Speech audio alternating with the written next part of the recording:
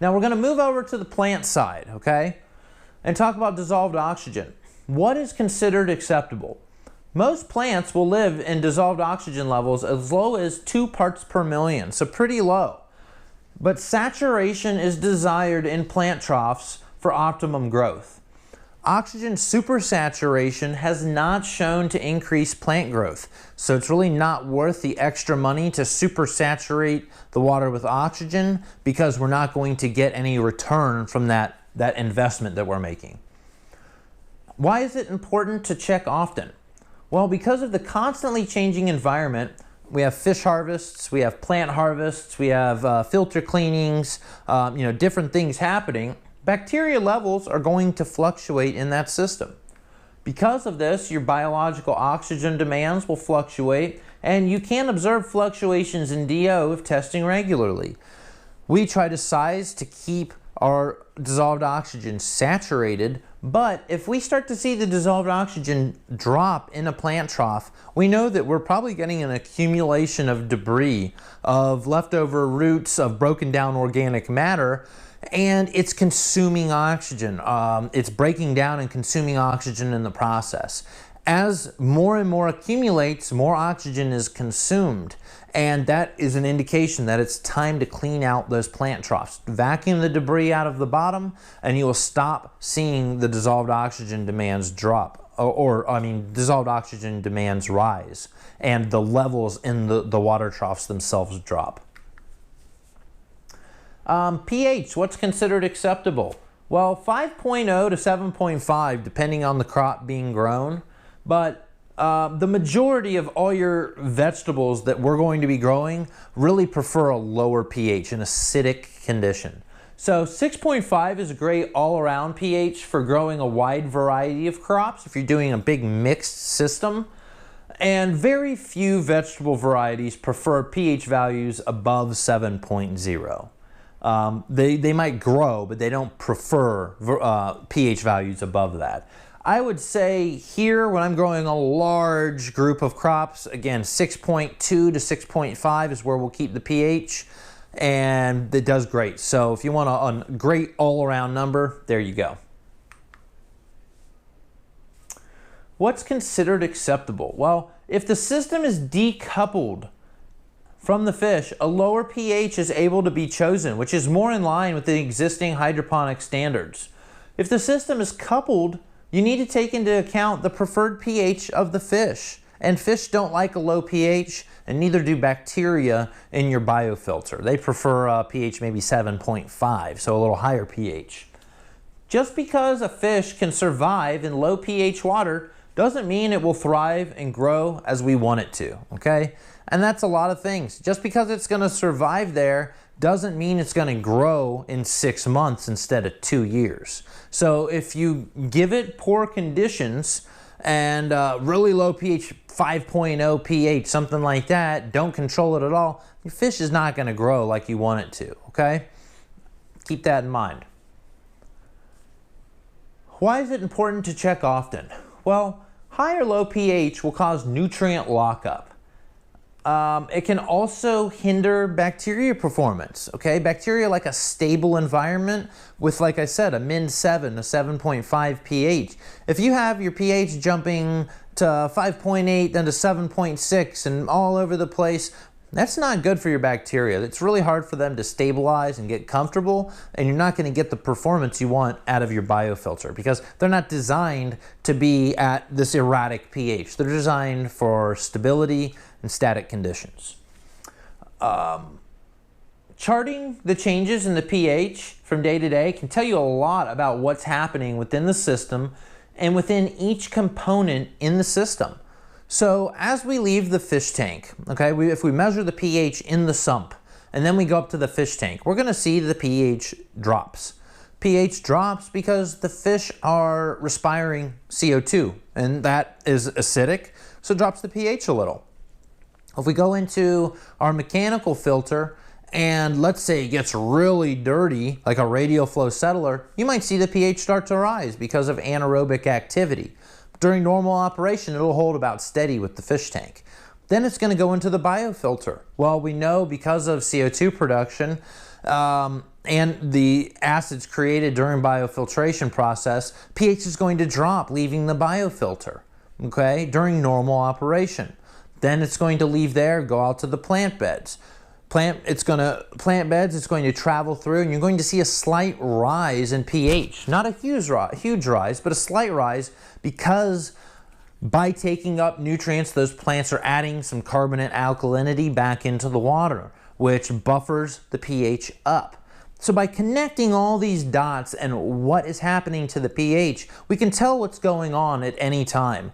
And if something isn't as we expect, we can tell why. So for instance, like we said in the plant trough, if the pH is actually rising in the plant trough, then we know there's a lot of debris in there that needs to get vacuumed out because there's denitrification happening, and it's causing the opposite effect of what we expect to happen, okay?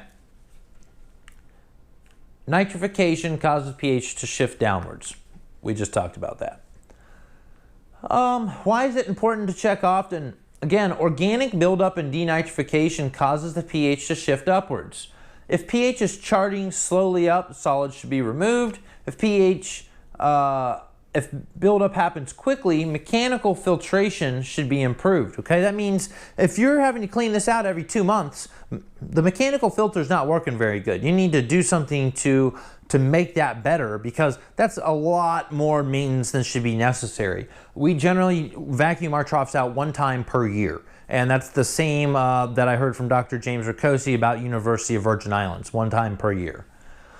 If, again, if buildup happens, mechanical filtration should be improved, and this allows you to forecast future cleaning. So once you've done this once or twice, you can forecast and know, hey, 4 months from now, 6 months from now, a year from now, what's going to have to happen in that system, and really what's going to be happening to the pH in that system as well, so that you don't have anything shocking. If you start to see the pH, again, starting to stabilize or rise a little bit after 6 months of operation, you've got a good idea why, but it's not to a detrimental point where you need to drop everything and vacuum it out that day.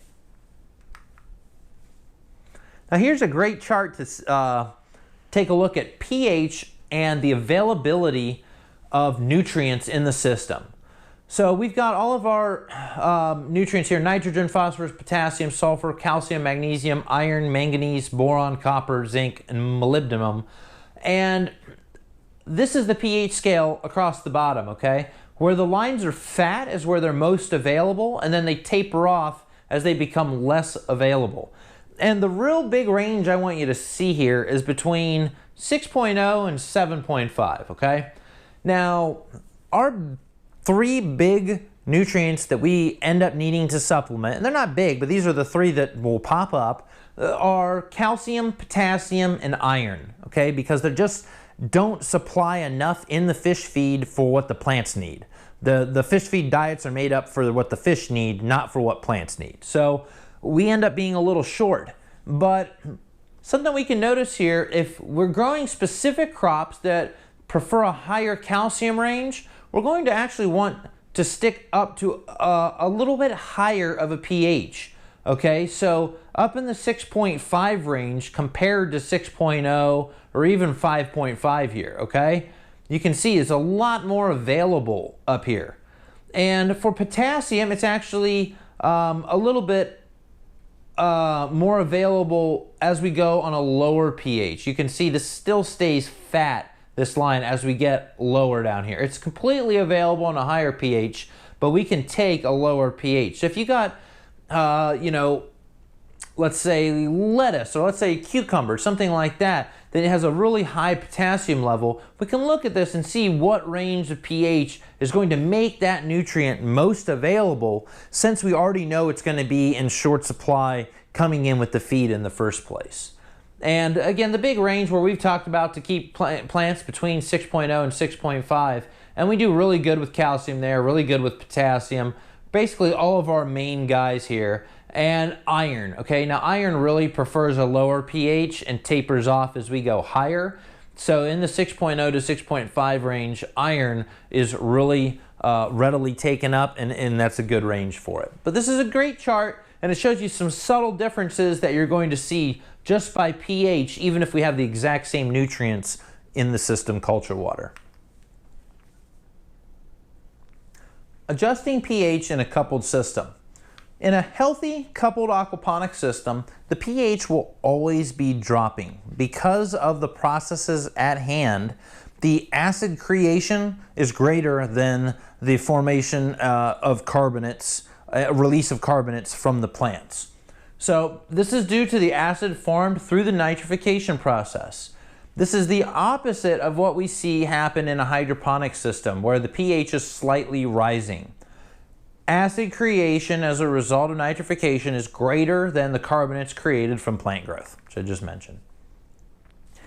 Okay, buffers that I use to adjust pH in a coupled system are calcium hydroxide, potassium hydroxide, calcium carbonate, and potassium bicarbonate. Okay, these are all chemicals we can buy off the shelf.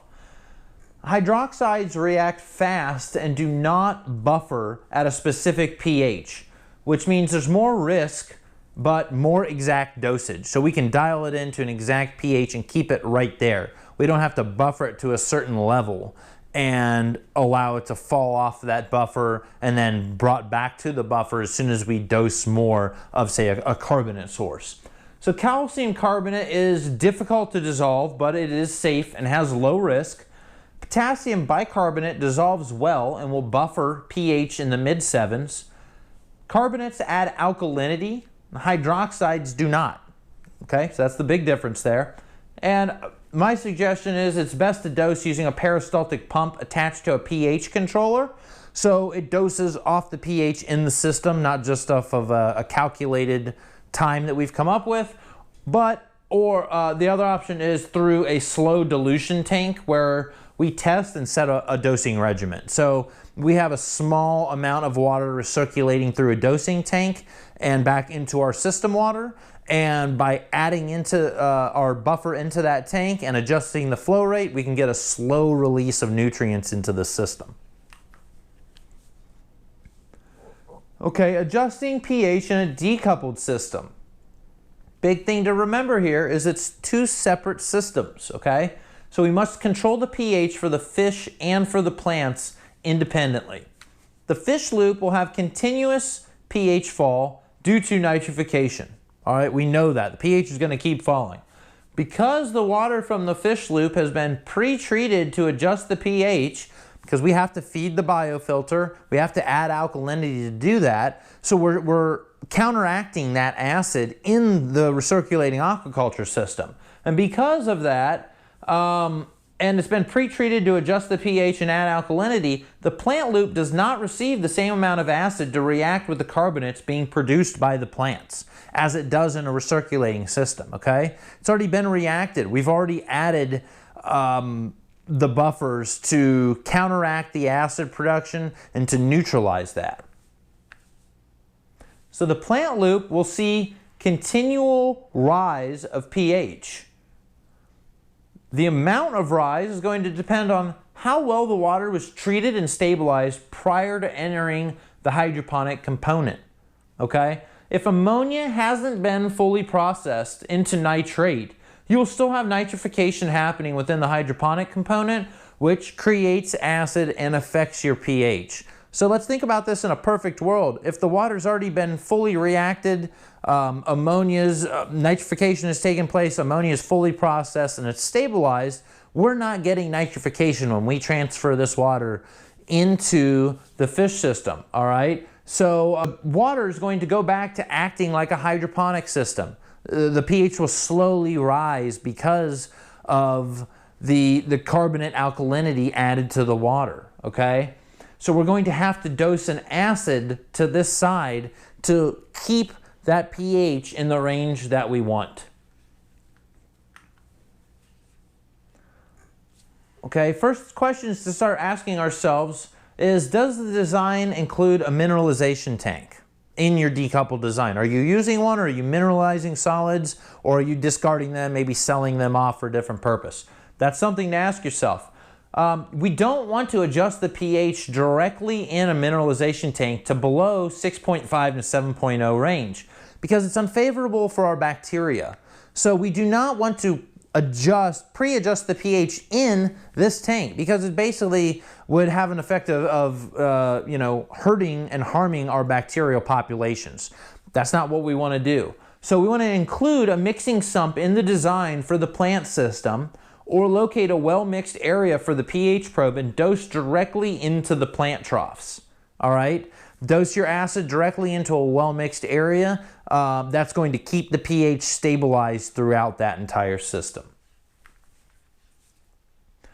For the RAS loop, we want to buffer with something that raises alkalinity while raising pH to feed the biofilter. So not hydroxides. We don't want to use those. Don't use them highly or at all in aquaculture as far as I know of. Calcium carbonate would be something widely used, but you can also use potassium bicarbonate to boost potassium levels a little bit before this water gets transferred into our subsystem. Okay, potassium is going to come in at a lower level than calcium in the water, so it may be helpful to switch off between the two just to get some residual potassium building up if it's, again, finally moving over to your plant portion. For the plant loop, we can buffer with hydrochloric acid, also known as muriatic acid, or with phosphoric acid, which can also help us add phosphorus in the process. This is delivered through a peristaltic pump on a pH controller or through a dilution tank. Note that if you have any nutrients, if you add any nutrients to the plant portion of a decoupled system, they may alter your pH. So for example, iron will alter your pH slightly.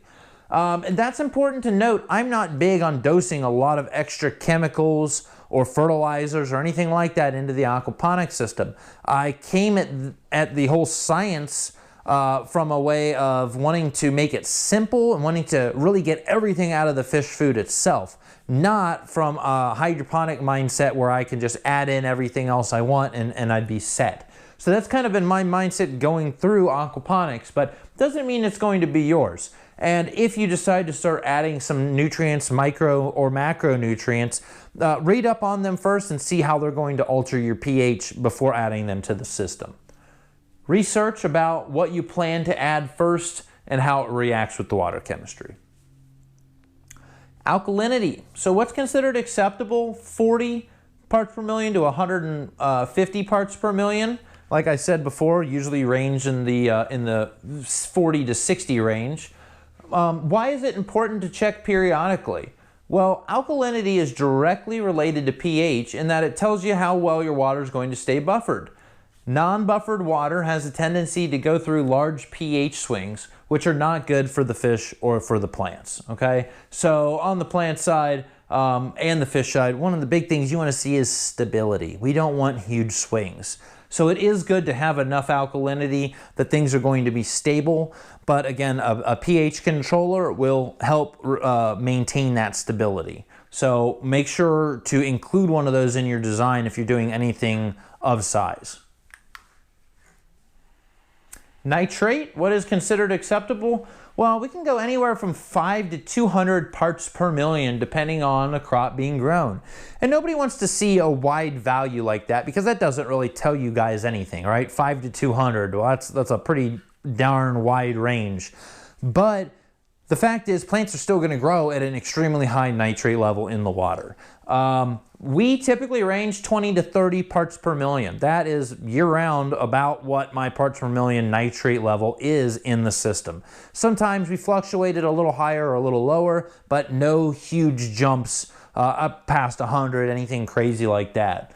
Why is it important to check often? Well, if it's too high, it can be an indication that you don't have enough plants for the amount of nutrients that are going into the system. So it means you're feeding more than the plants are taking out, and you're gradually going to see nitrates continue to climb until eventually, if you have a non-discharge system, it's going to be just like an aquaculture system. We don't have enough plants treating the water, nitrates can eventually get too high and we have to discharge some of our water. Also, if it's too high, we can cause fruiting plants to halt blooming and store nitrogen instead. Now, you probably remember my story earlier on about evolution and how plants have evolved to store nitrogen, get as big as possible before they produce their seeds and die off to make sure their next generation makes it. Well, that's, again, referencing back to that, and we already talked about it. If nitrogen is too low, it's an indication you're not feeding enough into the system to support the current plant population, and measures should be taken to either feed more or grow fewer plants. Also, it can be an indication after some time, if this is a new problem, that you've got denitrification happening within the system. You've got too many solids that have built up, and you need to vacuum and clean those solids out of the system to stop that process from happening. Calcium. What is considered acceptable? 50 to 200 parts per million, depending on the crop being grown. That does vary quite a bit here, but you'll see in some of our later slides with the tomatoes and with some of the other stuff, calcium is usually in the 60-ish, maybe 80-ish range right there, but nothing too excessive. You'll have to check back to the tables I've got in the other lessons for that though. Calcium is lacking in fish feed and needs to be supplemented to support the plant's nutritional needs. Okay, we've talked about that. Until you come up with a good regimen of supplementing calcium, you should test frequently and track the results. After you've grown the same crops for a few months and you've done the same process, you can track this and trend it so you know what to predict for the future and you know what you're going to need to add in. But in your specific design, because again, we're all doing custom designs here, you're going to have to do some initial testing to be able to hold the numbers that we want to be able to hold. Potassium. What's considered acceptable? Well, we're right in the same range as calcium, okay? 50 to 200 part per million, depending on crop being grown. A lot of hydroponic recipes match your calcium and potassium level, but not all of them. Several other ones, you'll have a higher potassium level than calcium. So just keep that in mind. I would look up plant specifically if you're doing monocropping to see what they prefer. Cucumbers prefer a higher potassium level in relationship to calcium, where in a tomato plant, they're very similar there. Testing. Titration kits are notoriously hard to get an accurate reading from, and other devices for testing can get expensive. So the small, cheaper test kits that are more affordable for a backyarder or a hobbyist are very hard to actually get an accurate result. It forms a precipitate in the titration kit, and then you have to match it up to a slide. And this isn't one that's night and day and tells you the difference. This is one that's very, very close, the different readings, and it's hard to tell what you're looking at. So I really don't even suggest that people get the titration kits. Say either obtain a higher functioning meter, like a spectrophotometer or a colorimeter, that can give you accurate test results. Send off tests to a company to actually get you accurate test results, or come up with a dosing regimen and keep an eye out for deficiencies. So start out dosing low and and wait until you start seeing the first potassium deficiencies in your plants. When you do, you up the regimen until you get to where you abolish those deficiencies, and then you mark what that regimen is for future usage. Track results and use them to guide your future dosing. So one of the biggest things I can mention to everybody here is to write down all this information you're gathering, because you're going to be your own best friend, your own consultant in the future, okay? A lot of this stuff, there's not 50 years of research jotted down of everybody's trials and all this hard information. For your specific grow out, your specific system, etc. You're creating new science with your system. So you need to track results, track numbers, create a log of all this information, and it's extremely valuable in the future. Valuable to you when you have a problem, because you can, instead of calling somebody on the phone and asking them, oh my God, everything's dying, what do I do? You can look back at your log and see what has changed, and you can actually fix the problem yourself, instead of paying somebody like me to come out and figure it out for you, okay?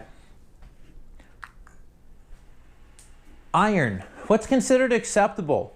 I would keep it in the 2 to 3 parts per million range depending on the crop being grown. I target 3 parts per million because I do grow a wide variety of vegetables, and you do have maybe 5% of the crops out there, vegetable crops, 5 to 10, that are in the 2 to 3 range, where a lot of the other ones will be apparently fine in the 1 to 2 part per million range. But to be safe, 3 parts per million is just fine. That won't affect your fish, and you'll have extremely good growth, deep, lush, dark plants using that kind of dosing regimen. It's important to check often because iron is, again, one of the 3 lacking in fish feed and needs to be supplemented to support the plants. We can test using a titration style test kit, a higher functioning meter, or come up with a dosing regimen, check for deficiencies, keep good records, and reevaluate your dosing schedule depending on how the plants look. So iron deficiency is pretty easy to pick up. It's a dark green inner vein with a yellow mottled leaf. Look up whatever crop you're growing, type in iron deficiency in tomato or in eggplant, and you'll get a picture of the leaf right there. Use that to figure out if that's what you're seeing. And it comes on slowly, and it goes away fairly quickly after dosing. And it's really easy, even without a test kit, to come up with a dosing regimen for the iron and for your system. Solids build up. So what's considered acceptable? As little as possible. We really want to keep the solids in the mineralization tank or in our mechanical filters, but not in the plant troughs. We want to keep that for nice, healthy roots.